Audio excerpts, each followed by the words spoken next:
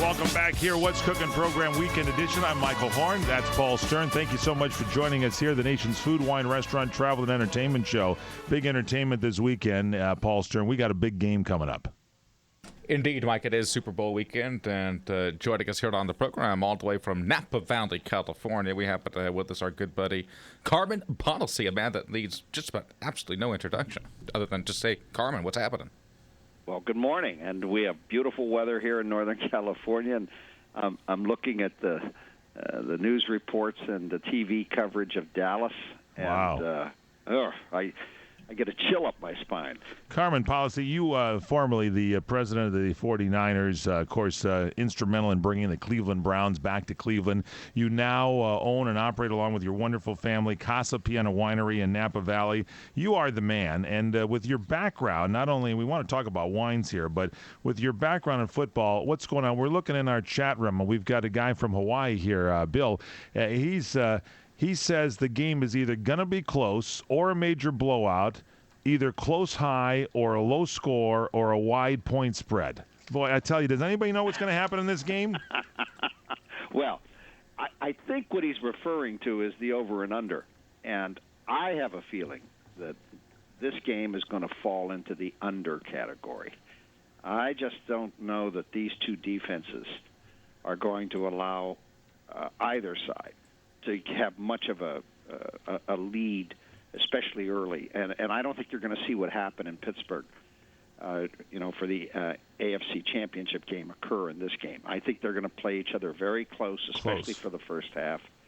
And I think they're going to start filling each other out. And, I mean, anything can happen. You know that, I know that, and, some unique plays could occur. But I just think you're not going to see the kind of wild scoring that some might predict, thinking that you have two hot quarterbacks on each side of the ball. Who's got the better defense in your estimation? Oh, boy, that's a tough one, because I am so imbued with the idea that the Steelers are an organization and a team that always comes with a great defense. And I think they do have a great defense. I think their defense is relatively healthy now. But how do you ignore the performances of some of those stars on the Green Bay defense? It's just they seem possessed. They're playing at least to their talent level and certainly above it. So I still have to give the marks. I give the check mark to the Steelers. All right, really so would. you give the check mark to this. It's very close, I know. And Green Bay seems to have the momentum, and Pittsburgh had the momentum, but Pittsburgh seems to turn it up when they have to turn it up.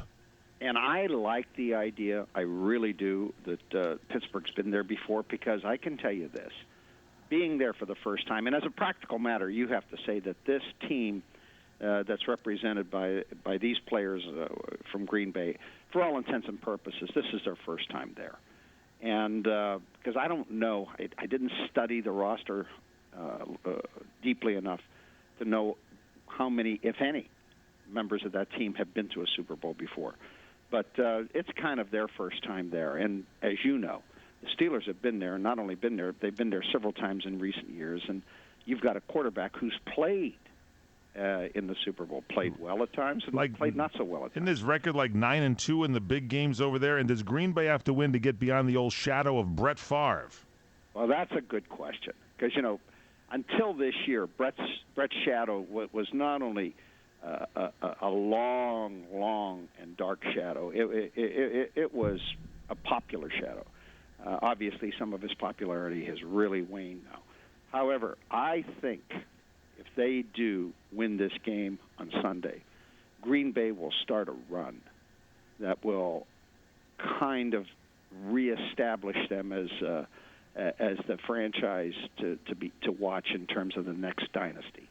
And I think that they not only get beyond a shadow, I think they really establish themselves as the major contenders for the next decade. Let's talk about you. You were with the 49ers. When you were there, come on. You got Montana. You got all the stuff going on there for you. You got 5 Super Bowls when you were there with the 49ers. And do you think that experience, as you're saying, is what may be a little bit of an edge? You're giving the Steelers a slight edge on defense and a slight edge here because they've been there before. You think that's important to be there before? I do. I do, and I'll tell you, we were so young in 1981. It's almost like you didn't quite know what was happening. You know, the 1981 team reminded me so much of this 2010 San Francisco Giants team. Really? You know, that won the World Series. The World Series, yeah. Yeah. Characters, kind of young, hanging out together, some old guys on the team, everybody kind of having fun. It was a game. They loved playing the game, and and they loved competing as well. And it's almost like, what happened here? How did these guys wind up in the World Series? And, oh, by the way, how did they win the World Series? And that's kind of what happened with us in 81. But after that, then it became serious business. And I think Joe Montana and the rest of the team, having been in the Super Bowl, understanding what it was all about, winning, then took it to a whole different level. Right. And you saw what happened after that. Every time we went, we won. You got it. And so, in your estimation, you're giving the slight advantage to which team? Who are you picking? Well, I know you don't want equivocation.